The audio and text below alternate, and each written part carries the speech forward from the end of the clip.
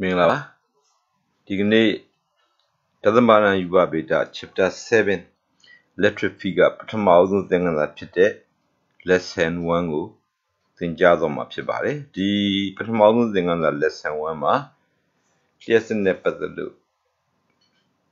Introduction makes it by Nidi Baba me. Being principles of conservations of electric charge Jangu,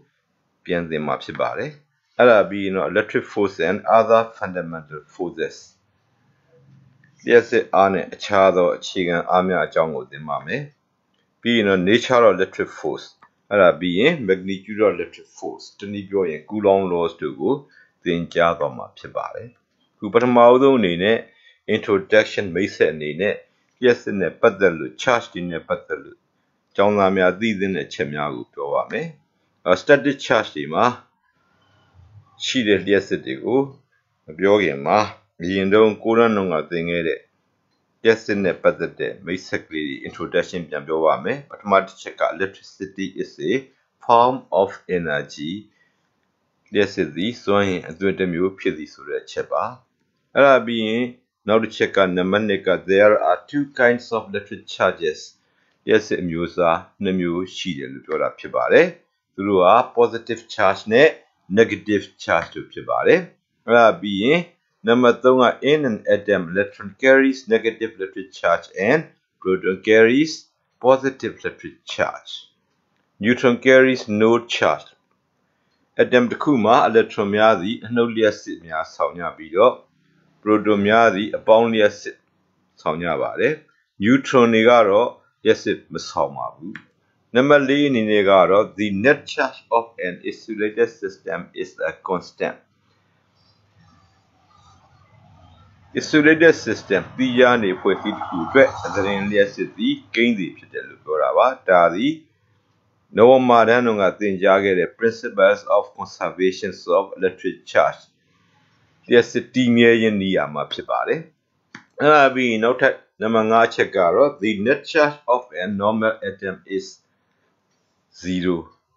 Bowman and Cheney Mashi, Bowman, that Bowman atom to loan yet. The Liasika 0 Lutora Pibare, Dima normal atom sura ion hodo, a let numbers of electron, numbers of proton, two needed atoms Lutora Pibare. Now the Chekaro, electric force and other fundamental forces through Jangu Tiama Pibare, being through the Bawaga, the Macon, light charges rebels and unlike charges attract mu to the Yes, Miadi, rebel the Kunet the Kutonga Nyabido, and light charges, Yumudu, yes, Miagaro, the Ku, swinging Yaris Chepa. Namashika electric force by electrons and nuclei to form atoms. Atom later Kuchilla would nucleus stain electronigo, see now beta force electric force Pibare. Not a car Namakuara electric force holds atoms to hold atoms and molecules by attracting their opposite charges. Atoms say molecule go to Kune. Suzy be a force galeve, electric force pair, Pibare, through my Pibonade opposite charge to Jarema, the Ku swinging in pip, Atoms say molecule go, electric force galve, Pipon, with a Pibare, the Chediga. Introduction a chigan in a diameter pibare, Kudima bare, a chet chingo, Biambovame. There are two kinds of electric charges. Yes, a musa, Namushi Surava. I Namuara alum the vida pit a positive charge ne, negative charge to pibare. Positive charge to Kugo, bones where kama, a bound lacanali to Kune, ye swear poor Jabido. Negative charge go, no lacanali, the map Hobiali Shivare. In an atom, electron carries negative electric charge and proton carries positive electric charge. Neutron carries no charge. Atom alone, electron anodiasis sonya, proton drigaro, boniasis sonya. Neutron natural particle. Yes, it must no charge. Atom alone a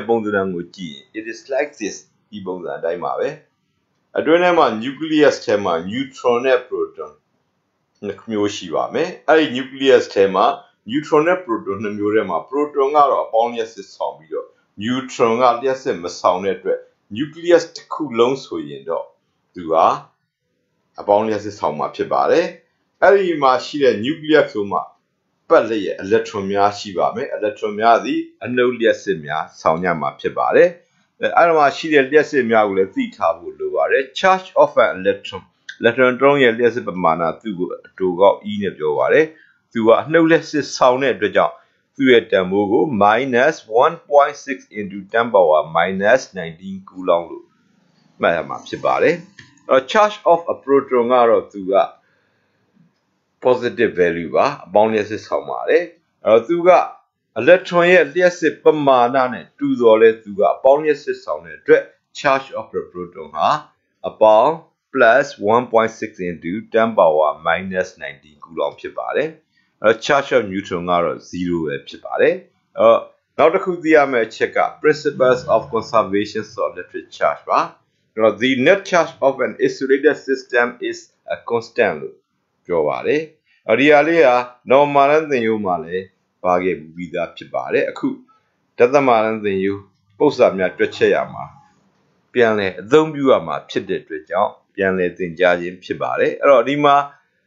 insulated system တစ်ခုကိုစဉ်းစားပါမယ်အခုစက်လုံးလေးနှလုံးအနီရောင်လေးနဲ့ပြရောင်စက်လုံးလေးနှလုံးတည်းရှိတဲ့ insulated system လေးတစ်ခုကိုစဉ်းစားပါမယ်ဒီစက်လုံးလေးနှလုံးမှာလျှက်စစ်များဆောင်းပါတယ်အနီရောင်လေးက +5 positive ဆောင်းတဲ့လျှက်စစ်ကလေးဖြစ်ပါတယ်အပြာရောင်လေးကတော့အနှုတ်ဆောင်တဲ့ -2 ရှိတဲ့စက်လုံးလေးနှလုံးဖြစ်ပါတယ်အဲ့ဒီစက်လုံးလေးနှလုံးကအခုဒီပုံမှာပြထားတဲ့အတိုင်း before contact တစ်ခုနဲ့တစ်ခုမထိသေးပါဘူးအဲ့ဒီမထိခင်မှာရှိတဲ့လျှက်စစ်များသည်တစ်ခုက -5 တစ်ခုက +5 နောက်တစ်ခုက -2 ဖြစ်တဲ့အတွက်ကြောင့်သူ့ရဲ့ net charge အသရင်လျှက်စစ်သည်နှစ်ခုပေါင်းရင် +3 unit ရမှာဖြစ်ပါတယ်အဲ့ဒီစလုံးနှလုံးကိုအကယ်၍များအခုပုံမှာပြတဲ့အတိုင်းတစ်ခုနဲ့တစ်ခုထိကပ်လိုက်မယ်ဆိုလို့ရှိရင်အဲ့လိုထိကပ်သွားတဲ့အချိန်မှာ in contact ထိကပ်သွားတဲ့အချိန်ဖြစ်ပါတယ်အဲ့ဒီအချိန်မှာဒီစလုံးတွေကလျှက်စစ်ဆောင်တဲ့စလုံးများဖြစ်တဲ့ကြောင့်သူတို့က conductor လျှက်ကူးပစ္စည်းများဖြစ်တယ်ဆိုတာသိရမှာဖြစ်ပါတယ်လျှက်ကူးပစ္စည်းများဖြစ်နေတဲ့အတွက်ကြောင့်ဒီအတွင်းထဲမှာလျှက်စစ်များသည်တစ်ခုမှတစ်ခုဆိုထိကပ်သွားတဲ့အချိန်မှာကူးပြောင်းသွားနိုင်မှာဖြစ်ပါတယ်အဲ့ဒီအချိန်မှာဒီထဲမှာရှိတဲ့လျှက်စစ်များဖြစ်တဲ့ electron များတစ်လုံးမှာတစ်လုံးဆိုကူးပြောင်းသွားတဲ့အတွက်ကြောင့်ဒီစလုံးနှလုံးမှာလျှက်စစ်များသည်ဟိုဘက်ဒီဘက်ညီမျှတဲ့လျှက်စစ်များဖြစ်တဲ့ 1 + 1.5 စီဖြစ်သွားမှာဖြစ်ပါတယ်အဲ့ဒါပြီးဒီစလုံးနှလုံးကိုပြန်ခွာလိုက်တဲ့အချိန် after contact ပါအဲ့ဒီအချိန်မှာရှိတဲ့လျှက်စစ်ကိုလည်းပြန်ကြည့်လို့ရှိရင်သူကမူလကရခဲ့တဲ့ +3 unit ပဲပြန်ရမှာဖြစ်ပါတယ်ဒါကြောင့်မလို့ဒီစလုံးလေးနှလုံးဟာစချင်းမထိခင်မှာရှိတဲ့အချိန်မှာရှိတဲ့အသရင်လျှက်စစ်သည် net charge သည် +5 + -2 that is equal to +3 ဖြစ်ပါတယ်ဒီစလုံးနှလုံးထိကပ်သွားတဲ့အချိန်မှာ in contact ဖြစ်တဲ့အချိန်မှာရှိတဲ့လျှက်စစ်ကလည်း +5 + -2 ဆိုတော့ +3 unit ပဲဖြစ်ပါတယ်ဒီစလုံးနှလုံးဟာတစ်ခုနဲ့တစ်ခုလျှက်စစ်များကူးပြောင်းပြီးတဲ့အချိန်မှာရှိတဲ့လျှက်စစ်ကလည်းပဲ +1.5 +1.5 that is equal to +3 unit ပဲဖြစ်ပါလိမ့်ဒီစလုံးနှလုံးကိုပြန်ခွာလိုက်တဲ့အချိန်မှာရှိတဲ့ net charge ကလည်းအခုဒီမှာမြင်တဲ့အတိုင်းပါပဲနှစ်ခုပေါင်းရင် +3 unit ပဲဖြစ်လာမှာဖြစ်ပါတယ်ဒါကြောင့်မလို့ဒီစလုံးနှလုံးတွေပဲပါတဲ့ insulated system တစ်ခုအတွက်သူ့ရဲ့ net charge ဒီဘယ်အချိန်မှာပဲရှိပြောင်းလဲခြင်းမရှိတဲ့ gain တွေဖြစ်နေပါတယ်ဒါကြောင့်မို့လို့ဒီကနေပြီးတော့အခုဒီမှာရှိတဲ့ before contact မှာရှိတဲ့ net charge in contact ထိနေတဲ့အချိန်မှာရှိတဲ့ net charge after contact ပြန်ခွာပြီးတဲ့အချိန်မှာရှိတဲ့ net charge ဒါတွေအားလုံးဟာ+3 unit ကြီးပဲဖြစ်တဲ့ကြောင့်တူညီနေပါတယ်ဒါကြောင့်မို့လို့ဒါလေးကိုဖော်ပြတာကို principles of conservation of electric charges လျှက်စစ်တည်မြဲခြင်းနည်းယာမှ the net charge of an insulated system is a constant ပြောတာဖြစ်ပါတယ်အဲ့တော့ဒီနောက်တစ်ချက်သိရမှာက the net charge of the two sphere is constant ဆိုတာကိုတွေ့ရမှာဖြစ်ပါတယ်အဲ့တော့ဒီမှာ constant ဖြစ်နေသလိုပါပဲ atom လေးတစ်လုံးတည်းကိုစဉ်းစားမယ်ဆိုရင် atom လေးဟာ isolated system တစ်ခုပါအဲ့ဒီ atom မှာသူက normal atom လေးကိုစဉ်းစားမယ်သူ့ထဲမှာပါဝင်တဲ့ numbers of proton နဲ့ numbers of electron အရေးအတွက်ချင်းတူမှာဖြစ်ပါတယ်တူတဲ့အခါမှာ proton တစ်လုံးရဲ့ charge နဲ့ electron တစ်လုံးရဲ့ charge တို့သည်ရှေ့မှာဖော်ပြခဲ့သလိုတူညီနေကြပြီးတော့တစ်ခုက electron က minus ဖြစ်ပြီးတော့ proton က plus positive ဖြစ်တာကိုတွေ့ရမှာဖြစ်ပါတယ်ဒါကြောင့်မို့လို့ရေးအတွက်ချင်းတူးနေတဲ့ကြောင့် normal atom တုံးရဲ့ net charge ကတော့0ဖြစ်မှာဖြစ်ပါတယ်ဘာလို့အဲ့လို0ဖြစ်ရတာလဲဆိုရင် this is because a normal atom has same numbers of electrons and proton ပါအကယ်၍ electron နဲ့ proton နဲ့ same number မဟုတ်တော့ဘူးဆိုရင်အဲ့ဒီ atom က normal atom မဟုတ်တော့ပါဘူး ion ဖြစ်သွားပါလိမ့်မယ်အဲ့ဒီအချိန်မှာ net charge ကလည်း3ညဖြစ်မှာမဟုတ်တော့ပါဘူးအဲ့ဒါပြီးလို့ရှိရင်နောက်တစ်ခုသိရမှာက electric force and other fundamental forces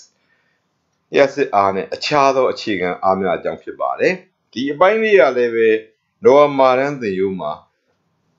ပါခဲ့ပြီးသားဖြစ်ပါတယ်အခုပြန်လည်ပြီးတော့သိရန်ကြည့်ရမှာဖြစ်ပါတယ်အဲ့တော့ fundamental force လို့ခေါ်တဲ့သဘာဝမှာရှိတဲ့အခြေခံအားကြီးအခုချိန်ထိ၄မျိုးရှိတယ်လို့ယူဆထားပါတယ်သူတို့ကဘာတွေလဲဆိုရင် name 1 gravitational force လို့ခေါ်တဲ့ဓာတ်ဆွဲအားတွေဖြစ်ပါတယ်နောက်တစ်ခုက weak interaction လို့ပြောတဲ့အပျော်စားအားသက်ရောက်မှုများဖြစ်ပြီးတော့နောက်တစ်ခုကတော့ electromagnetic force လျှက်စစ်တန်လိုက်အားများပြီးရင်တော့ nuclear force လို့ခေါ်တဲ့ nuclear အားများတို့ဖြစ်ကြပါတယ်ဒီ force ၄မျိုးကိုသိထားဖို့နာမည်နဲ့တကွသိထားဖို့လိုပါတယ်အဲ့ဒါပြီးရင်ဒီ force ၄မျိုးရဲ့သက်ရောက်နိုင်တဲ့ range တာအကွာအဝေးရှိပါတယ်အဲ့တော့သူကအဝေးကြီးကိုသက်ရောက်နိုင်တဲ့ force များကို long range force တာဝေးအားများလို့သတ်မှတ်ပြီးတော့အနီးနားအဝေးကြီးမဟုတ်ဘဲနဲ့အလွန်သေးငယ်တဲ့ distance တွင်မှာသက်ရောက်နိုင်တဲ့ force တွေကိုတော့တာတို့အား short range force လို့ခေါ်မှာဖြစ်ပါတယ်ဒီ၄မျိုးထဲမှာအပေါ်ဆုံးက gravitational force က long range force ပါ weak interaction ဆိုတဲ့အပျော်စားသက်ရောက်မှုတွေကတော့ short range force ဖြစ်ပါလိမ့်မယ် electromagnetic force ကလည်း long range force ပါ nuclear force ကတော့ nucleus အတွင်းထဲမှာပဲအလွန်တိုတောင်းတဲ့နေရာလေးမှာရှိလို့သူ့ကိုလည်း short range force လို့သတ်မှတ်ပါတယ်အဲ့ဒါပြီးရင်ဒီ force တွေရဲ့အားအနည်းများပြင်းအားကိုသိဖို့လိုပါတယ်ဒီ force တွေထဲမှာအားအပျော့ဆုံးကတော့အပေါ်ဆုံးက gravitational force ပဲဖြစ်ပါတယ်အဲ့ဒါပြီးရင် second weakest ကတော့ weak interaction ဖြစ်ပြီးတော့ second strongest ဒုတိယမြောက်အားအပြင်းဆုံး force ကတော့ electromagnetic force ပါ၄မျိုးထဲမှာအားအများဆုံး strongest force ဒီ nuclear force ဆိုတာကိုမှတ်သားထားမှာဖြစ်ပါတယ်ဒါတွေပြီးလို့ရှိရင်နောက်တစ်ခုကဒီ electric ဒီ force ၄မျိုးတွေကဒီ chapter ကသင်မဲ့ electric force nature သဘာဝတွေကိုသိဖို့လိုပါတယ် electric force ရဲ့သဘာဝကnormal တန်းမှာလည်းသိမိသားဖြစ်ပါတယ် like charges repels and one another and unlike charges each other ဒါဟာ electric force ရဲ့သဘာဝပဲဖြစ်ပါတယ်သူ့ရဲ့သဘာဝသည်မျိုးတူသောလျှက်စစ်များ like charges သူတို့ဟာတစ်ခုကိုတစ်ခုတွန်းကန်နေကြပါတယ် repel one another and unlike charges မျိုးမတူသောလျှက်စစ်များကတော့ attract each other တစ်ခုနဲ့တစ်ခုဆွဲငင်ကြတယ်လို့ဆိုလိုတာဖြစ်ပါတယ်အဲ့တော့ဒီသဘာဝလေးကိုကြည့်မယ်ဆိုရင်အခုဒီပုံမှာကြည့်ပါမယ်ဒီမှာလျှက်စစ်နှစ်ခုဟာ positive charge များဖြစ်ပါတယ်ဒါကြောင့် positive တွေဖြစ်နေတဲ့ကြောင့်သူတို့ဒီတစ်ခုနဲ့တစ်ခုမျိုးတူကြပါတယ်ဒါကြောင့်သူတို့ဒီတစ်ခုနဲ့တစ်ခုတွန်းကန်ကြမှာဖြစ်ပါတယ်အဲ့တော့ဒီလိုမျိုးတူတဲ့လျှက်စစ်များရဲ့သဘာဝကတစ်ခုနဲ့တစ်ခုကိုတစ်ခုတွန်းကန်နေရတဲ့အတွက်သူ့ရဲ့သဘာဝကိုဒီမှာဖြစ်ပေါ်နေတဲ့ force ကို repulsive force တွန်းကန်အားလို့ခေါ်မှာဖြစ်ပါတယ်သူတို့ဒီ like charges လို့ခေါ်တဲ့မျိုးတူသောလျှက်စစ်များကြားမှာဖြစ်ပေါ်ပါလိမ့်မယ်အခုပုံမှာကြည့်ရင် positive charge နှစ်ခုကိုပြောတာပါ positive charge တွေအပြင်တခြားဖြစ်နိုင်တာတွေဘာတွေရှိပါသလဲဆိုရင်ရှေ့မှာပြောခဲ့သလိုပါပဲမျိုးတူသောအပေါင်းလျှက်စစ်နှစ်ခုဖြစ်တဲ့ proton ချင်းချင်းကလည်း repulsive force နဲ့တွန်းကန်ပါလိမ့်မယ်ထိုနည်းတူပဲ proton နဲ့အပေါင်းလျှက်စစ်ဆောင်တဲ့ nucleus တို့ကလည်းပဲ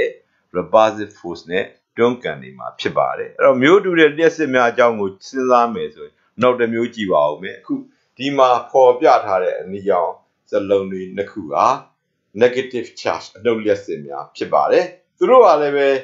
like charges တွေဖြစ်တဲ့ကြောင့်သူတို့တစ်ခုကိုတစ်ခုအခုပုံမှာပြသလိုပဲဝေးရသို့တွန်းကန်ကြမှာဖြစ်ပါတယ်အဲ့တော့သူတို့တွန်းကန်နေတဲ့ကြောင့်ဒီလျှက်စစ်နှစ်ခုကြားမှာရှိတဲ့ force ဒီ repulsive force ပဲဖြစ်ပါလိမ့်မယ်အဲ့တော့သူတို့ဘာတွေဖြစ်နိုင်တယ်လဲဆိုရင် negative လို့ပြောတဲ့အနှုတ်လျှက်စစ်ချင်းချင်းလဲတွန်းကန်ပါလိမ့်မယ် electron အချင်းချင်းဆိုရင်လဲတွန်းကန်မှာဖြစ်ပါတယ်ဘာဖြစ်လို့လဲဆိုရင် electron တို့သည်အနှုတ်လျှက်စစ်ဆောင်းပါသည်လို့ရှေ့မှာပြောခဲ့တဲ့အတွက်ဖြစ်ပါတယ်နောက်တစ်မျိုးကြည့်ပါဦးမယ်အခုနောက်ဆုံးဒီပုံလေးမှာကတော့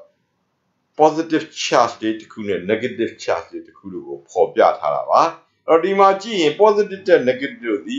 တစ်ခုကအပေါင်းတစ်ခုကအနှုတ်မျိုးမတူပါဘူးသူတို့ဒီ unlike charges ပါဒီ unlike charges တွေကြားမှာဖြစ်ပေါ်နေတဲ့ electric force ရဲ့ nature သဘာဝကတော့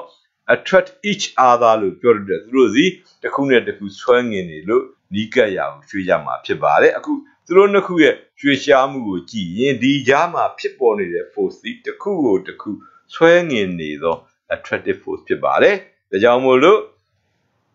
unlike charges လို့ပြောတဲ့မျိုးမတူသောလျှက်စစ်များပုံမှာကြည့်ရင်တော့အပေါင်းနဲ့အနှုတ်ပါ positive and negative ဒီမှာဖြစ်ပေါ်နေတဲ့ force ဒီ attractive force ဖြစ်ပါလိမ့်မယ်နောက်တစ်မျိုးစဉ်းစားကြည့်ရင်တော့ proton နဲ့ electron proton ဟာအပေါင်းလျှက်စစ်ဆောင်ပြီးတော့ electron ဟာအနှုတ်လျှက်စစ်ဆောင်ပါတယ်ဒါကြောင့်မို့လို့သူတို့ကြားမှာဖြစ်ပေါ်နေတဲ့ force ကလည်းတစ်ခုကိုတစ်ခုဆွဲငင်နေတဲ့ attractive force ပါနောက်တစ်ခုစဉ်းစားကြည့်ရင်တော့ nucleus နဲ့ electron nucleus ထဲမှာ proton နဲ့ neutron နဲ့ပါတယ်အဲ့ထဲမှာ proton ကပဲအပေါင်းလျှက်စစ်ဆောင်လို့ nucleus တစ်ခုလုံးကအပေါင်းလို့ယူဆပါမယ် electron ကအနှုတ်ပါဒါကြောင့်မို့လို့သူတို့ဒီ unlike charges ဖြစ်လို့တစ်ခုကိုတစ်ခုဆွဲငင်နေတဲ့ attractive force ရှိမယ်ဖြစ်ပါတယ်အဲ့ဒီ attractive force ရှိတဲ့အတွက်ကြောင့် atom တစ်လုံးမှာ nucleus များနဲ့ electron တို့တစ်ခုနဲ့တစ်ခုဆွဲငင်ထားကြတဲ့အတွက်ကြောင့် atom ဆိုတာဖြစ်ပေါ်လာခြင်းဖြစ်ပါတယ်ဒါကြောင့်မို့လို့ရှေ့မှာပြောခဲ့သလိုပါပဲ atom တစ်လုံးဖြစ်ပေါ်လာဖို့အတွက် electron များနဲ့ nucleus တို့ကိုဆွဲငင်နေတဲ့ force ဒီ electric force တို့ပြောခဲ့တာဖြစ်ပါတယ်အဲ့တော့ဒီလျှက်စစ်တွေရဲ့မျိုးတူရင်တွန်းကန်တယ်မျိုးမတူရင်ဆွဲငင်တယ်ဆိုတဲ့သဘာဝကိုသိဖို့အတွက်ဒီကိရိယာလေးနဲ့ဒီမှာရွှေပြား gold leaf experiment လို့လည်းခေါ်ပါတယ်သူကို stethoscope လို့လည်းခေါ်ပါတယ်ဒီကိရိယာလေးနဲ့စမ်းသပ်ကြည့်လို့ရပါတယ်ဒါလေးကိုတော့ demonstration video တွေမှာထည့်သွင်းပြသထားပါတယ်အခုဆက်လက်ပြီးတော့ electric force by electrons and nucleus to form an electron ဒီ electric force က atom လေးတစ်ခုဖြစ်လာဖို့ electron နဲ့ nucleus တို့ကို by စီးနှောင်ပေးတယ်လို့ပြောတာဖြစ်ပါတယ်ဟုတ်ပါတယ်ဘာဖြစ်လို့လဲဆိုရင် electron က negative ပါ nucleus က ပေါမှာဒါကြောင့်မလို့ဖြစ်ပေါ်နေတဲ့ force က attractive force ပဲဖြစ်ပါလိမ့်မယ်နောက်တစ်ခု electric forces hold atoms and form molecules by attracting their opposite charge electric force တို့သည် holds atom များကိုစုစည်းပေးပြီးတော့ and form molecules ဆိုတာတွေဖြစ်လာပါတယ် by attracting their opposite charges သူတို့ရဲ့မတူညီတဲ့လျှက်စစ်များကိုဆွဲငင်ခြင်းဖြစ်တာဖြစ်ပါတယ်ဥပမာအားဖြင့်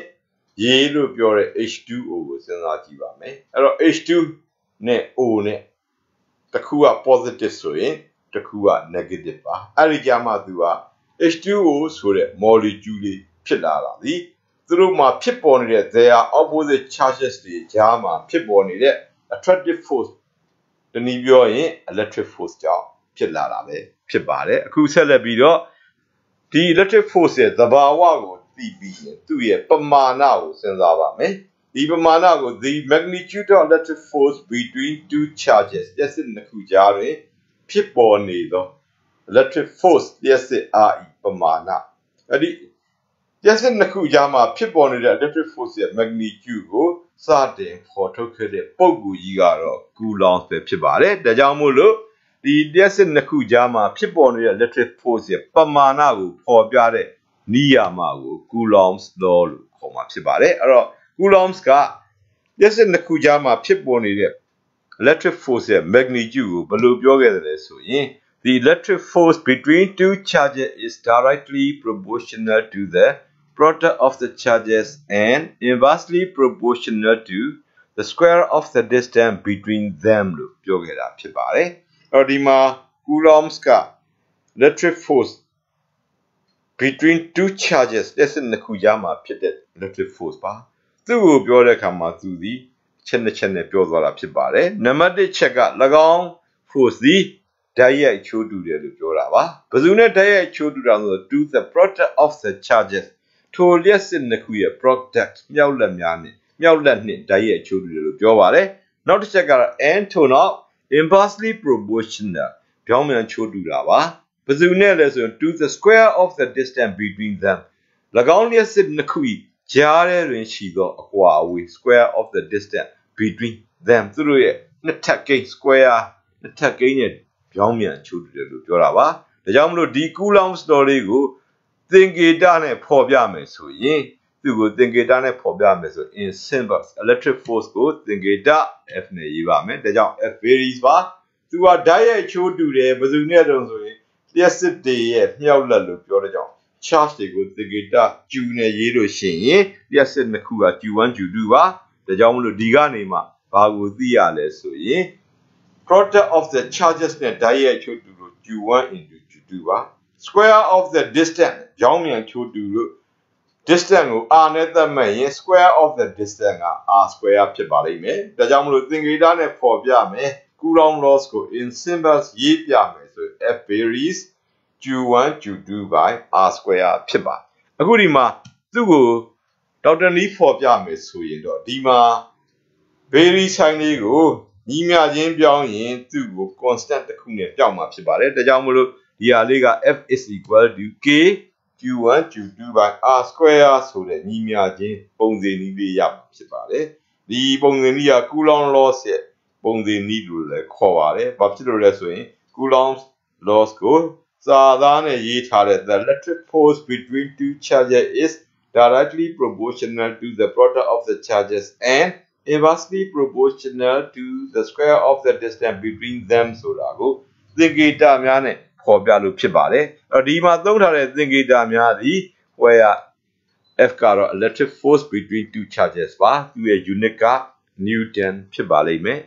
နောက်တစ်ခုကတော့ Q1 နဲ့ Q2 ပါသူတို့ဟာလျှက်စစ်များဖြစ်ကြပါတယ် electric charges ပါသူရဲ့ unit က Coulomb ဖြစ်ပါတယ် R ကတော့ distance between two charges ပါသူရဲ့ unit က meter ဖြစ်ရပါလိမ့်မယ်ဒီနေရာမှာ K ကတော့ကိန်းစီတစ်ခုပဲဖြစ်ပါတယ် constant မှာသူ့ရဲ့ unit သည် Newton meter square per Coulomb square လို့ဖြစ်ကြမှာဖြစ်ပါတယ်အဲ့တော့ဒီ K နဲ့ပတ်သက်ပြီးတော့လျှက်စစ်နှစ်ခုကြားမှာရှိတဲ့ကြားခံနဲ့အဲ့ဒီကောင်က median between charges က standard sun median စံထားတဲ့ median ကိုလေးဟာနဲ့ vacuum လို့ထားပါမယ်သူ့အတွက်ဖြစ်ခဲ့မယ်ဆိုရင်ဒီကိန်းစီ constant K ရဲ့တန်ဖိုးစီ K is equal to 1 by 4 by epsilon 0နဲ့တူပါတယ်သူဟာကိန်းနဲ့တန်ဖိုးအဖြစ်တော့9 into 10 power 9 newton meter square per square ဖြစ်ပါတယ်ဒီကိန်းနဲ့တန်ဖိုးကိုကျောင်းသားများလွတ်ရထားဖို့လိုပါတယ်ပု္ပ္ပစာများတွက်ချက်တဲ့အချိန်မှာသူဟာလိုအပ်လာဖြစ်ပါတယ်ဒီထဲမှာပါတဲ့ epsilon 0ဆိုတာကတော့လေးဟာနယ်ရဲ့ permittivity ပါဒါကြောင့်မလို့ epsilon 0 is equal to permittivity of vacuum လို့ရေးထားတာဖြစ်ပါတယ်အခုဆက်လက်ပြီးတော့ the values of K အဲ့ဒီ K တန်ဖိုးက constant လို့ပြောခဲ့ပေမဲ့ the values of K is constant only for a particular medium ကြားခံနဲ့တစ်ခုတည်းအတွက်သာသူကကိန်းတွေဖြစ်တာပါအကယ်၍သာကြားခံနဲ့လျှက်စစ်နှစ်ခုကြားမှာရှိတဲ့ကြားခံတွေဒီပြောင်းသွားမယ်ခြားတစ်မျိုးမျိုးပြောင်းသွားမယ်ဆိုရင်ဒီ K ဟာ constant မဟုတ်တော့ပါဘူးဒါကြောင့်မို့လို့ K နဲ့ပတ်သက်ပြီးတော့သိထားမယ်အချက်ကလေးဒီ the values of K depends on numeric the median between charges လျှက်စစ်နှစ်ခုကြားထဲမှာရှိသောကြားခံတွေပေါ်မှာမူတည်ပါတယ်နောက်နံပါတ်2ချက်က the unit of force charge and distance formula ထဲမှာပုံစံလေးထဲမှာပါတဲ့ K ရလွဲတဲ့ K ရလွဲပြီးတော့တခြား parameter များဖြစ်တဲ့ force တို့ charge တို့ distance သူတို့ရဲ့ unit ကိုပြောင်းလိုက်လို့ရှိရင် K ရဲ့တန်ဖိုးက9 into 10 power 9မဟုတ်ဘဲနဲ့တခြားတန်ဖိုးကိုပြောင်းသွားနိုင်လို့ပြောတာပါဒါကတော့အဲ့တော့ပထမတစ်ချက်ကတော့ median ပြောင်းရင်ပြောင်းတာပါ median ရဲ့ဂုဏ်သတ္တိပြောင်းလို့ K တန်ဖိုး values ပြောင်းတာဖြစ်ပါအဲ့တော့ unit ပြောင်းရင် values ပြောင်းသလားဆိုတော့ numerical တန်ဖိုးတော့ပြောင်းသွားမှာဖြစ်ပါတယ်9 into 10 power 9ပြောင်းသွားပါလိမ့်မယ် 밥실로는 유니병인 디 values 몇병면 매 깨기는 모리 병나 뭐 알레아트쿠 딴기래가마 데베바 누가 베이스를 유대바 시가 간난가 띠 이 레아고와 유니병 비တိုင်းမှာ လက်မနဲ့ တိုင်းရင် 12လက်မ ဆိုတဲ့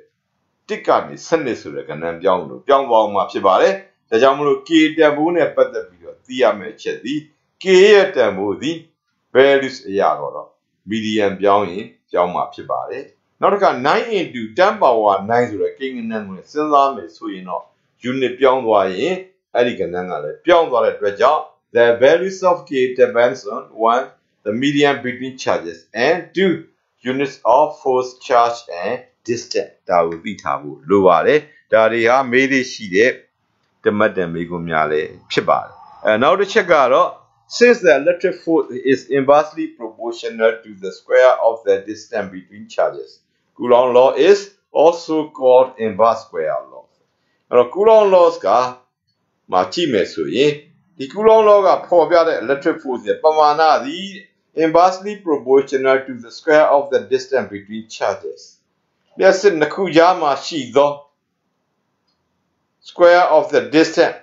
အကွာအဝေးရဲ့နှစ်ထပ်ကိန်းနှင့် inversely proportional ပြောင်းပြန်အချိုးတူနေသောကြောင့် Coulomb law is also called as inverse square law. ဒီ Coulomb laws ကိုနှစ်ထပ်ကိန်းပြောင်းပြန်နည်းရပါ inverse square law ဆိုလဲခေါ်ဆိုနိုင်တယ်လို့ပြောတာဖြစ်ပါတယ်။အဲ့ဒါမျိုးကို normal တန်းသင်ရိုးမှာ Newton ရဲ့ gravitational laws မှာလဲသင်ကြားခဲ့မှုမှာဖြစ်ပါတယ်။ Newton ရဲ့ gravitational laws မှာ gravitational force သည်အရာဝတ္ထုနှစ်ခုရဲ့ကြားထဲမှာရှိသောအကွာအဝေးနှစ်ထပ်ကိန်းနှင့်ပြောင်းပြန်အချိုးတူသောကြောင့် Newton ရဲ့ gravitational laws ကို inverse square laws လို့ခေါ်တယ်ဆိုတာသင်ခဲ့ပြီးပါတယ်။အခုဒီမှာလည်းပဲ Coulomb laws ကလည်းပဲ inverse square laws ပဲဖြစ်ပါတယ်။ဒါကြောင့်မို့လို့ inverse square laws ကိုဒီလျှပ်စစ်ခန်းမှာရေးပါလို့ပြီးခဲ့ရင်တော့ inverse square laws ကိုမေးရင်သူသည်နှစ်ထပ်ကိန်းနဲ့ပြောင်းပြန်အချိုးတူနေတဲ့အပိုင်းလေးပဲရေးရမှာဖြစ်ပါတယ်။ဒါကြောင့် inverse square laws ကိုဖော်ပြပါဆိုရင်တော့ the electric force between two charges inversely proportional to the square of the distance between them ဒါလေးကိုသင်္ကေတနဲ့ဖော်ပြမယ်ဆိုရင်ဒီမှာသူကအကွာအဝေးရဲ့နှစ်ထပ်ကိန်းသည် force နဲ့ပြောင်းပြန်အချိုးတူတယ်လို့ပြောတဲ့အတွက်ကြောင့် F varies 1 by r square ဖြစ်ပါလိမ့်မယ်။ဒီဟာလေးကနေပြီးတော့ပြောင်းလိုက်လို့ရှိရင်တော့ F is equal to constant into 1 by r square ပါသူ့ကိုရှင်းရင်တော့ f(r) square ညီမျှခြင်း constant ဒါလေးသည် inverse square law ရဲ့သင်္ကေတနဲ့ဖော်ပြချက်တစ်မျိုးပဲဖြစ်ပါတယ်သူတို့ကိုသိပြီးတယ်ဆိုရင်တော့စောစောကပြောခဲ့တဲ့ Newton laws နဲ့အခုတသမารမှာသင်တဲ့ Coulomb laws တို့ရဲ့တူတဲ့အချက်တွေမတူတဲ့အချက်တွေသူတို့ကိုသိထားဖို့လိုပါတယ်ဒါတွေကို similarities and differences between Coulomb laws and Newton's gravitational laws ဆိုပြီးတော့ဖော်ပြသွားမှာဖြစ်ပါတယ်အဲ့တော့တူတဲ့အချက်နဲ့မတူတဲ့အချက်တွေဖြစ်ပါတယ်ဘယ်သူတို့ရဲ့တူတဲ့ချက်နဲ့မတူတဲ့ချက်လဲဆိုရင် Coulomb laws နဲ့အခုတသမารမှာသင်ကြားမဲ့ Coulomb laws ရဲ့နဝမာတန်းမှာသင်ကြားခဲ့ပြီးဖြစ်သော Newton gravitational laws ဆိုရဲ့ကြားမှာရှိသောတူသောချက်များမတူသောချက်များပါအရင်ဆုံးတူတဲ့ချက်တွေကိုစဉ်းစားပါမယ် similarities အဲ့တော့တူတဲ့ချက်တွေရှိနိုင်တော့လည်းပဲဒီမှာ3ချက်လောက်ပဲပေါ်ပြပါမယ်ဘာလို့လဲဆိုရင်ဒီမိကုံးမျိုးက4မှတ်လောက်ပဲပေးလေရှိတာဖြစ်တဲ့အတွက်ကြောင့်သူတို့ကိုတူတာလေး3ချက်နဲ့မတူတာလေး3ချက်လောက်ပေါ်ပြနိုင်ရင်လုံလောက်တယ်လို့ယူဆလို့ပါတူတဲ့ချက်တွေကတော့ both laws are နံပါတ်1 universal law များဖြစ်တယ်နံပါတ်2နှစ်ခုလုံးက inverse square laws တွေဖြစ်တယ်နံပါတ်3 express long range forces လောက်တာဝေးအားတွေကိုပေါ်ပြတဲ့နေရာမှာဖြစ်တယ်လို့ပေါ်ပြတာဖြစ်ပါတယ်အဲ့တော့ဒီမှာ inverse square laws ဖြစ်တယ်ဆိုတာစောစောကပြောရပြီးသားပါအဲ့ဒါပြီးရင် express long range forces လို့ပြောပါတယ်အဲ့တော့ဘာဖြစ်လို့လဲဆိုရင် Coulomb laws က electric force ပါ Newton laws က gravitational force ပါရှေ့မှာအခြေခံအားလေးမျိုးအကြောင်းကိုသင်ကြားစဉ်မှာသူတို့နှစ်ခုပါခဲ့ပါတယ်သူတို့နှစ်ခုလုံးစီ long range force လို့ပြောတဲ့တာဝေးအားများဖြစ်ကြတယ်လို့ပါဒါတူတဲ့ချက်တွေပါနောက်တစ်ခုမတူတဲ့အချက် differences တွေကိုပြောပါအောင်မယ် မတူတာတွေကိုပြောမယ်ဆိုရင်နံပါတ်1ချက်က Newton laws က F is equal to gm1m2 divided by r square လို့ပြောတဲ့အတွက်ကြောင့်ဓာတ်ထုနှစ်ခုကြားမှာဖြစ်ပေါ်နေတဲ့ force ကိုပြောတာဖြစ်ပါတယ်။သို့တော့ Coulomb laws ကတော့လျှပ်စစ်နှစ်ခုကြားမှာဖြစ်ပေါ်သော force ရဲ့အကြောင်းကိုပြောတာဖြစ်ပါတယ်။ Newton laws က gravitational force ကိုဖော်ပြတယ်။ Coulomb laws က electric force ကိုဖော်ပြတာဖြစ်ပါတယ်။ဒါကြောင့်နံပါတ်1ချက်အနေနဲ့ Newton laws gives the force between two masses, but Coulomb law gives the force between two charges. Newton ဤနည်းမှာသည်ဓာတ်ထုနှစ်ခုအကြားတွင်ရှိသောဖြစ်ပေါ်နေသော force အကြောင်းကိုဖော်ပြ၍ Coulomb laws ကတော့လျှပ်စစ်နှစ်ခုကြားမှာဖြစ်ပေါ်နေသော force ကိုဖော်ပြပေးတာဖြစ်ပါတယ်။နံပါတ်2ချက်ကတော့ Newton laws deals only with attractive force, but Coulomb laws deals both attractive and repulsive force ဒီလိုပြောတာဖြစ်ပါတယ်။ Newton laws ကရှေ့မှာပြောခဲ့သလို gravitational force ဆိုတဲ့ဓာတ်ဆွဲအားကိုဖော်ပြတာဖြစ်ပါတယ်။အဲ့ဒီမှာ only attractive force ဆွဲအားတစ်မျိုးတည်းပဲရှိပါတယ်။ဒါကြောင့်ဓာတ်ဆွဲအားဆိုတာသင်ကြားရတော့ဓာတ်တွန်းအားကိုမသင်ခဲ့ရတာဖြစ်ပါတယ်။တစ်မျိုးတည်းရှိလို့ပါ။ဒါကြောင့်မို့လို့ Newton laws ဒီဆွဲအားတစ်မျိုးတည်းနဲ့သက်ဆိုင်တော်လည်းပဲ Coulomb laws ကြလို့ရှိရင်တော့ both attractive and repulsive force ကိုပြောပါတယ်။ Coulomb laws ကခုနပြောခဲ့သလိုပါပဲ electric force ကိုဖော်ပြတယ်လို့ပြောတဲ့အတွက်ကြောင့် electric force ရဲ့သဘာဝရှေ့မှာ nature of electric force မှာပြောခဲ့ပြီးပါပြီ like charges repels and unlike charges attract လို့ပြောတာဖြစ်ပါတယ်။ဒါကြောင့် electric force ဒီနှစ်မျိုးရှိပါတယ်။ repulsive force တွန်းအားရော attractive force ဆွဲအားနှစ်မျိုးစလုံးရှိပါတယ်။ဒါကြောင့် Coulomb laws ကတော့ attractive force က repulsive force ကနှစ်မျိုးလုံးကိုဖော်ပြတာဖြစ်ပါတယ်။အဲ့ဒါပြီးရင် number 3ချက် Newton laws does not depend on medium in which the objects are situated. Newton law မှာဖော်ပြတဲ့ဒီ force ကတော့အရာဝတ္ထုများတည်ရှိနေရာကြားခံတဲ့ပုံမှာမူမတည်ပါဘူး။ကြားခံတဲ့ဘာကြားခံတယ်ပဲဖြစ်ဖြစ်ဒီ gravitational force ကပြောင်းလဲခြင်းမရှိဘူးလို့ပြောတာပါ။ But Coulomb laws depends on the medium in which the charges are situated. သို့တော်လည်းပဲ Coulomb law depends on the medium ကြားခံတဲ့ပုံမှာမူတည်ပါတယ်။ဘယ်ကြားခံတယ်လဲပြောလို့ရှိရင် in which the charges are situated လျှပ်စစ်များတည်ရှိနေသောကြားခံတယ်ပါ။ဘာဖြစ်လို့ Coulomb law ကအဲ့လိုမူတည်တာလဲဆိုရင် Coulomb law က force F ကိုဖော်ပြတာပါ F ကပြောင်းသွားလို့ကြားခံတယ်ပြောင်းလို့ပါ F ကဘာဖြစ်လို့ပြောင်းတယ်လဲဆိုရင်စောစောကပြောခဲ့တဲ့ Coulomb law မှာပါတဲ့ကိန်းဒီ constant K ဒီကြားခံတယ်ပြောင်းတယ်လို့ပြောပါတယ်ဒါကြောင့်မလို့ကြားခံတယ်ပြောင်းရင် K ပြောင်းပါလိမ့်မယ် K ပြောင်းရင် Coulomb law ကဖော်ပြတဲ့ force F ကလည်းပြောင်းပါလိမ့်မယ်တို့အတွက်ကြောင့် Coulomb laws depends on the medium in which the charges are situated ဒီမတူညီတဲ့အချက်အနေနဲ့ဖော်ပြတာဖြစ်ပါတယ်တခြားသောမတူညီသောအချက်များရှိတော်လည်းပဲ၃ချက်များဆိုရင်လုံလောက်ပြီလို့ယူဆပါတယ်အဲ့ဒါပြီးရင်မှတ်တဲ့ note လေးတစ်ခုရှိပါတယ် since K is about 20 orders of magnitude greater than G Coulomb laws မှာဖော်ပြတဲ့ကိန်းဒီ K ဟာ Newton laws မှာဖော်ပြခဲ့တဲ့ကိန်းဒီဖြစ်တဲ့ gravitational ကိန်းဒီတစ်ခုဖြစ်တဲ့ G ထက် order of magnitude ထပ်ကိန်းပမာဏပေါင်း20လောက်ပိုများပါတယ်ဒါကြောင့်မို့လို့အဲ့လိုများတဲ့အတွက်ကြောင့် when dealing with high charge low mass object လျှပ်စစ်ပမာဏများပြီးတော့ဓာတ်ထုနေတဲ့အရာဝတ္ထုများဥပမာအားဖြင့် such as proton electrons နော်အဲ့လို proton တွေ electron တွေကိုအကြောင်းကိုစဉ်းစားမယ်ဆိုရင်တော့ the force of gravity is negligible Newton laws နဲ့ဖော်ပြတဲ့ gravitational force ကိုအလွန်သေးငယ်တဲ့အတွက်ကြောင့်လစ်လျူရှုပြီးတော့တွက်ပါလိမ့်မယ်အဲ့ဒီအချိန်မှာတော့ဘာကိုပဲတွက်မလဲဆိုလို့ရှိရင်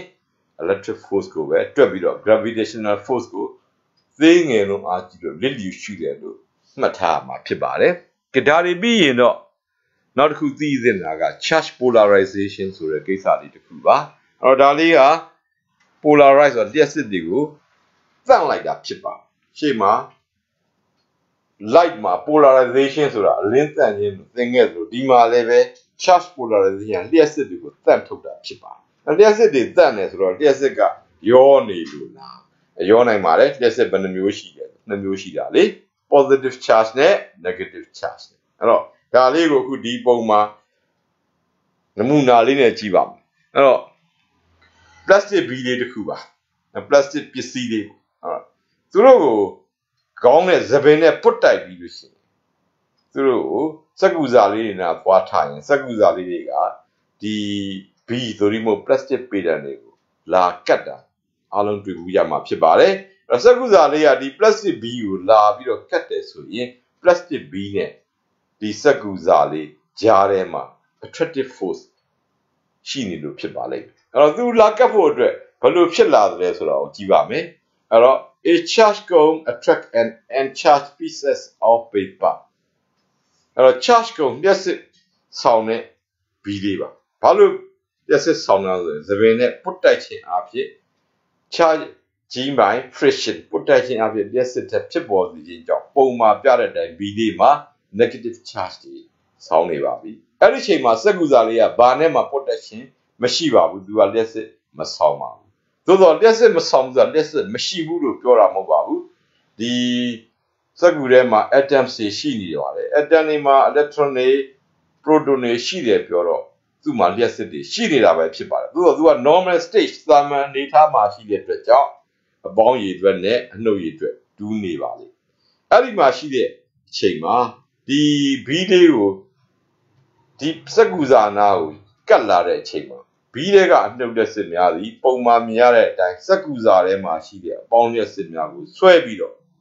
အနှုတ်တွေကိုတော့ဝေးရကိုတွန်းထုတ်မှာဖြစ်ပါတယ်အဲ့ဒီအချိန်မှာအပေါင်းဖြစ်တဲ့အစိမ်းရောင်လေးတွေနဲ့ဘီးတွေကစက္ကူစာတို့ရဲ့အနီရောင်တို့ဟာပုံမနီးကပ်လာပါတယ်အဲ့မှာဖြစ်ပေါ်တဲ့ force စီရှေ့မှာကူလောင်းဆိုတာပြောခဲ့ပါတယ် electric force က inversely proportional to the square of the distance between them လို့ပြောခဲ့တာဖြစ်ပါအဲ့ဒီကြရင်ဒီမှာဖြစ်ပေါ်နေတဲ့ force က attractive force ဆွဲအားကပိုများနေပါတယ်ဘဇုထက်ပိုများတာဆိုရင်အနီရောင်များဖြစ်တဲ့အနှုတ်လက်စစ်ချင်းချင်းတွန်းအားတဲ့ပိုများပါလေဘာဖြစ်လို့အနှုတ်လက်ချင်းချင်းတွန်းအနှုတ်ချင်းချင်းတွန်းကန်နေတဲ့ force ကနည်းသွားတာလေဆိုရင်သူတို့နှစ်ခုကြားအကွာဝေးကပိုဝေးနေလို့ပါဒါကြောင့်မို့လို့ a charge cone attracts an uncharged piece of paper because of the force of attraction for closer charge is greater than force of repulsion for further charge. ဘီလေးဟာလျှက်စစ်မဆောင်တဲ့စက္ကူစာလေးကိုဆွဲငင်ပါတယ်။ဘာဖြစ်လို့လဲဆိုရင်နီးကပ်နေတဲ့လျှက်စစ်များပုံမှာကြည့်ရင်အစိမ်းနဲ့အနီတွေပါမျိုးမတူတဲ့လျှက်စစ်တွေပါ။အဲ့ဒီမှာရှိတဲ့ the force of attraction for closer charge is greater ပိုကြီးပါတယ် than the force of repulsion for further charge ဝေးကွာတဲ့လျှက်စစ်များမှာဖြစ်တဲ့တွန်းအားထက်ပိုများလို့ပြောပါတယ်ဒီအနေများသည်ဘာနဲ့ဆုံးဖြတ်ပါတယ်ဆိုရင် inverse square laws နဲ့ဆုံးဖြတ်တာဖြစ်ပါတယ်အဲ့ဒါပြီးနောက်တစ်ခုသိရမှာကနဝဘာရမ်းမှာသင်ကြားခဲ့တဲ့ charging by induction ညှို့ယွင်းဖြင့်လျှက်စစ်ဖြစ်ပေါ်စေခြင်းဒါလေးကိုလည်းပြန်သိဖို့လိုပါတယ်အခုဒီပုံလေးကိုကြည့်ပါဒီပုံလေးမှာစက်လုံးနှလုံးမှာစက်လုံးနှလုံးဆိုတော့သူတို့က conductor သူတို့မှာရှိတဲ့လျှက်စစ်တွေရှိပါလိမ့်မယ်အစအဆုံးသူကတော့သူတို့ natural တွေပါစချင်းခုတိုင်းလျှက်စစ်မရှိပါဘူးထိကတ်ထားအောင်ဘေးနားမှာလျှက်စစ်ဆောင်တဲ့တစ်ခုကိုယူလာတဲ့အခါမှာမျိုးမတူတဲ့အပေါင်းတွေကိုဘယ်ဘက်ကစက်လုံးကိုဆွဲပြီးတော့မျိုးတူတဲ့အနှုတ်တွေကိုဝေးတဲ့ဘက်ကိုတွန်းထုတ်လိုက်ပါတယ်အဲ့ဒီချိန်မှာ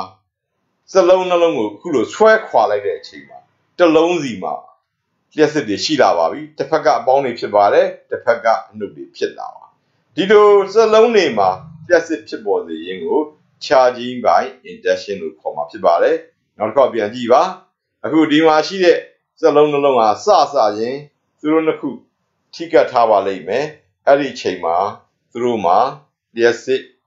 မဆောင်သေးပါဘူးမရှိပါဘူးအဲ့တော့အခုပြောလိုက်တာလေးက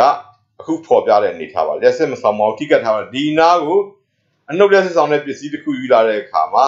အလက်ထရွန်များသည်စက်လုံးများတွင်ဖြတ်သန်းရွှေ့ရှားသွားရပြီးတော့တစ်ဖက်ကအပေါင်းတစ်ဖက်ကအနှုတ်ပါဆွဲခွာလိုက်ပါပြီအဲ့ဒီချိန်မှာ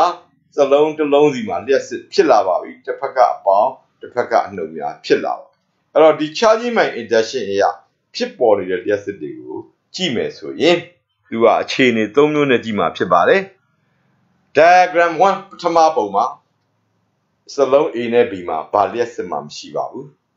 diagram 2 ဒုတိယပုံမှာအဲ့တော့ဒီပူကတ်ထားတဲ့သတ္တုစလုံးနှလုံးသားကိုအနှုတ်လျှက်စစ်ဆောင်တဲ့ပစ္စည်းလေးယူလာပါတယ်အနှုတ်လျှက်စစ်ကလေးက unlike charges attract like charges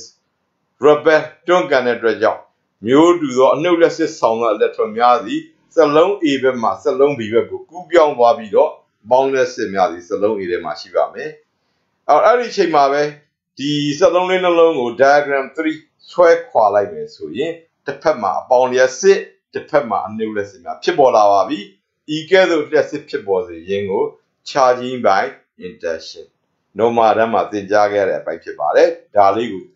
သိဖို့လိုပါတယ်ဒါလေးကိုသိမှသာတသမရန်ပုံစံများတွေ့ရလို့ဆင်ပြေမှာဖြစ်ပါတယ်အဲ့တော့ဒီပုံလေးတွေကိုကြည့်မယ်ဆိုရင်အခု charging by induction အရာစက်လုံးနှလုံး sphere A နဲ့ sphere B မှာလျှက်စစ်တွေဖြစ်လာပါပြီဖြစ်တဲ့လျှက်စစ်တွေကိုသေချာကြည့်ပါ